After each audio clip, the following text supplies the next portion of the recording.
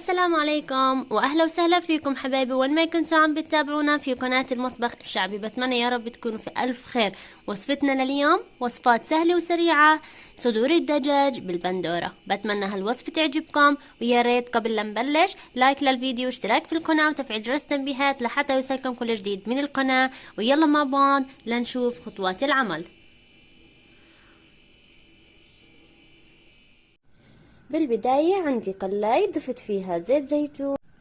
رح أضيف حبتين من البصل مفرومين فرمة ناعمة أو وسط. رح نقلبهم لحد ما تدبل عندي البصلة. رح أنزل عليهم عندي هون تقريبا 300 غرام من صدور الدجاج مقطعة لمكعبات. رح أخلطهم مع بعض وأتركهم لحد ما يتغير عندي لون اللحمة وتستوي. بعد ما تغير لون اللحمة وتقريبا استوت رح ننزل البهارات. رح اضيف عندي هون نص معلقة صغيرة من الثوم والبصل البودرة لحتى يعزز النكهة. عندي هون ايضا نص معلقة صغيرة من البهار المشكل.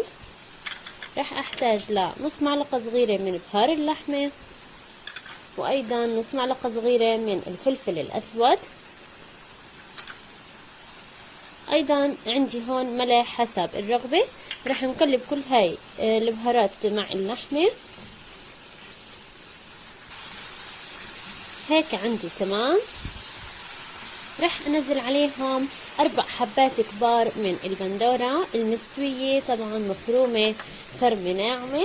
رح اخلطهم مع بعض ورح نتركهم لحد ما عندي يستووا ويتسبكوا. وعندي هيك بعد ما البندورة استوت وتسبكوا مع بعض رح نطفي عليهم الغاز. لهون وصفتنا خلصت، خلونا نشوف مرحلة التقديم.